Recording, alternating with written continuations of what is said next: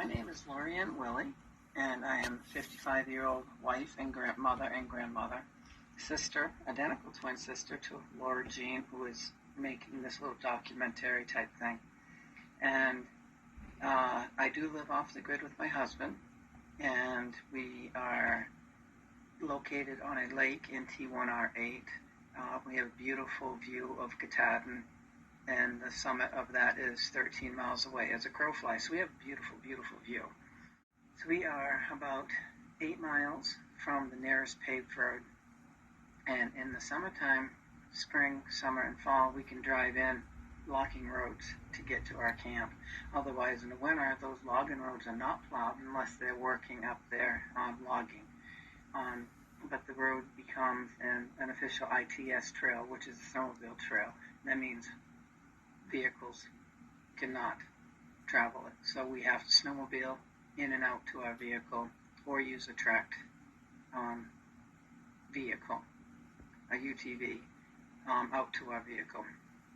I am a portrait artist. I sketch and paint portraits. I paint more than portraits, but my love is portraits. I write. I have several books out, and they are print on demand, but they are global now, so anybody in the world can buy them. And I'm a nature lover. I love nature. My husband is a retired military veteran. He was Army.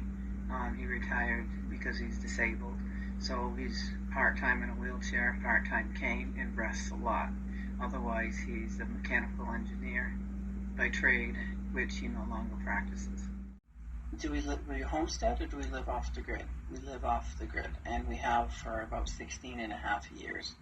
And the next question after that, you asked, what is the most challenge physically and mentally? And I would have to say that mentally it's a breeze. Physically, it's exhausting. There is a lot of snow cleanup. If we get 2 inches of snow on the mountain and the wind is blowing and it comes in our direction, that is days and days and days of cleanup, because the drifting is horrendous there. And we have our solar panels that have to keep cleaned out and shoveled out, and so we can actually have electricity for our laptops, our TV, and our clocks or whatever. But we are DC powered no matter, and run off solar and generator and a windmill. So the biggest challenge is physical. It is a very demanding lifestyle. If I'm not hauling water, in order to haul water in the wintertime, it means chopping through the ice first, and then chopping through the ice enough so you can get a dipper in or a pail in.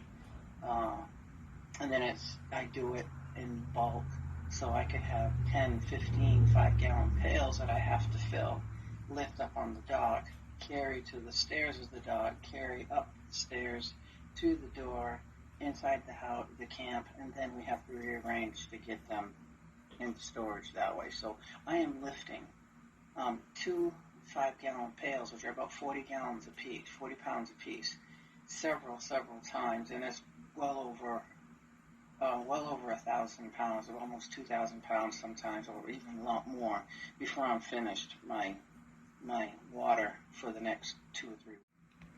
Okay, I'm going to go ahead and elaborate a little bit on the water duty that I mentioned yesterday. We keep our water in 5-gallon pails. They're sanitized, and we have the little covers with the little gaskets that keep it sealed. And they stack very well. And you can put them in the corner. You can put them under a chair or a table.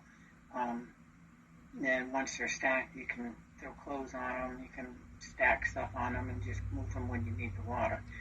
So the pails are very, very convenient, and that's my preference. And each filled pail, minus the weight of the pail itself and the cover and the gasket I mentioned, when it's full of water, it's about 40 pounds. And ideally, it's easier on your body to carry 2 pails So it kind of balances you out. You're not walking lopsided or walking with a little bit of a different gait.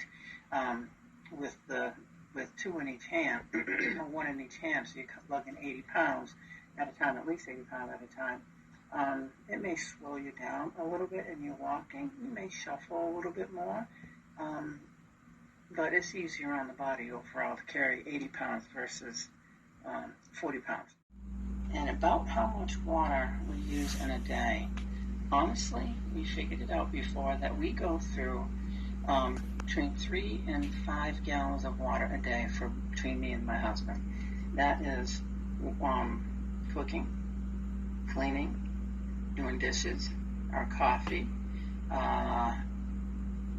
steam on the stove. We keep 3 or 4 gallons on the stove steaming just because the air is so dry in the wintertime. We add moisture to the air, and it also is our hot water source because we don't have a hot water source. So in the wintertime we have hot water that we don't have to heat on the gas stove, propane stove. Steam inside will collect on the windows, and that's free water for me to wash my windows. They get steamy, I just go through with a cloth and wipe the windows, so that's a free washing. When I wash my hair, after I wash my hair, Paul usually washes up with it, but otherwise we wash up with baby wipes. That's our shower in a box is what we call it in the wintertime. And if we don't shower in a box, Paul uses my hair water to wash his body with. Baby wipes, you put, although they're moist and they're sanitized in there, we usually put a little alcohol in there or a few squirts of Germex and work it in. And that's just a little additive killing germs. You just want to keep yourself clean, no matter if you're living in the woods or living in the city or wherever. You just want to keep clean. So we go through a lot of baby wipes. Thankfully that they will decompose, and I have a compost. And that's what another question is we have a bucket underneath the sink, and all gray water goes into the bucket, and gray water is just used water. And we use biodegradable, earth-friendly soaps and shampoos and dish liquid. And matter of fact, I use the dish liquid.